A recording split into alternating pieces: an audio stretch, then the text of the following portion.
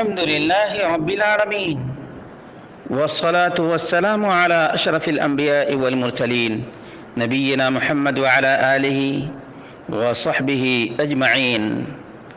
قال الله تعالى: يا أيها الذين آمنوا كتب عليكم الصيام كما كتب على الذين من قبلكم لعلكم تتقون. برادران اسلام، دینی اور ملی بھائیوں، دوستوں اور ساتھیوں، یہ ماہ مبارک شہر رمضان، شہر القرآن سایہ فگن ہو چکا ہے. یہ 1442 ہجری کے رمضان کے ایام کی شروعات ہے. اللہ رب العالمین سے دعا کرتے ہیں اللہ رب العالمین ہم سب کو اس ماہ مبارک کی قدردانی کی توفیق عطا فرمائے، روزے کما حقہ رکھنے کی توفیق عطا فرمائے، اور ہم سب کو نیکیوں کے کام میں بڑھ چڑھ کر حصہ لینے کی توفیق عطا فرمائے. اللہ کے رسول صلی اللہ علیہ وسلم ماہ مبارک کی آمد کی بشارت دیا کرتے تھے. چنانچہ ابو ہریرہ رضی اللہ عنہ سے مروی ہے، قال رسول اللہ صلی اللہ علیہ وسلم: اتاکم شہر رمضان شہر مبارک فرض اللہ عز وجل علیکم صیامہ. مومنوں، ماہ رمضان آ چکا ہے. ماہ رمضان مبارک ہے. اللہ رب العالمین نے تم پر اس ماہ مبارک کے روزے کو فرض کیا ہے. تفتح فیہ ابواب السماء، آسمان کے دروازے کھول دیے جاتے ہیں اس ماہ مبارک میں. وتغلق فیہ ابواب الجحیم، اور جہنم کے دروازے بند کر دیے جاتے ہیں. وتغل فیہ مردۃ الشیاطین، اور سرکش شیاطین کو بیڑیوں میں جکڑ دیا جاتا ہے. فیہ لیلۃ خیر من الف شہر، اس ماہ مبارک میں ایک رات 1000 مہینے سے بہتر ہے.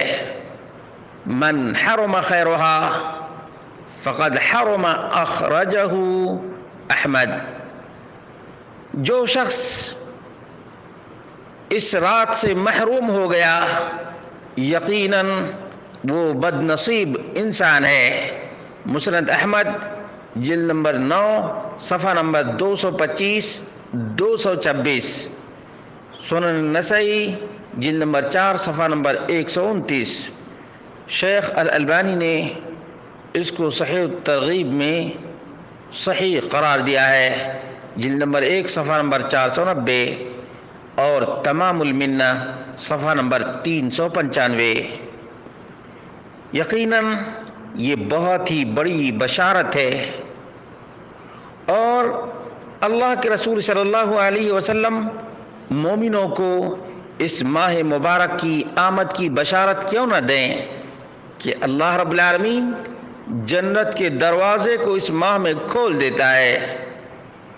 اور کیسے اللہ کے رسول صلی اللہ علیہ وسلم اس ماہ کی آمد کی بشارت نہ دیں گناہگاروں کے لیے جس میں جہنم کے دروازے بند کر دیے جاتے ہیں. اور ایک عقل مند آدمی کیسے خوش نہیں ہوگا اس ماہ سے جس میں سرکش شیاطین قید کر دیے جاتے ہیں.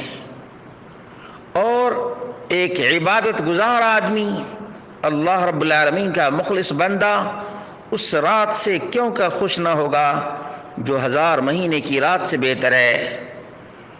اور ایک ایسا مہینہ جس کے فضائل اور جس کے خصائص بے شمار ہیں، اور جس کے فوائد کو گننا مشکل ہے، تو مومن آدمی کیسے اس ماہ مبارک سے خوش نہیں ہوگا.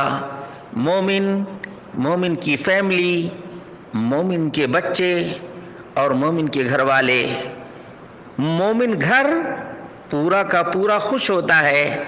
اللہ رب العالمین جس طرح سے اس ماہ مبارک کو ہم پر سایہ فگن کیا ہے، اللہ رب العالمین کی ذات سے امید ہے کہ اللہ رب العالمین ہم سب کے حسنات کو قبول فرمائے گا اور ہم سب کی امید جنت میں ہم سب کو داخل فرمائے گا.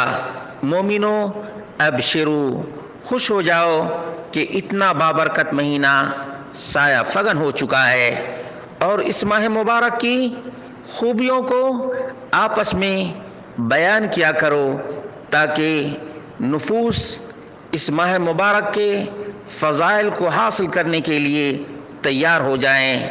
وما توفیقی الا باللہ،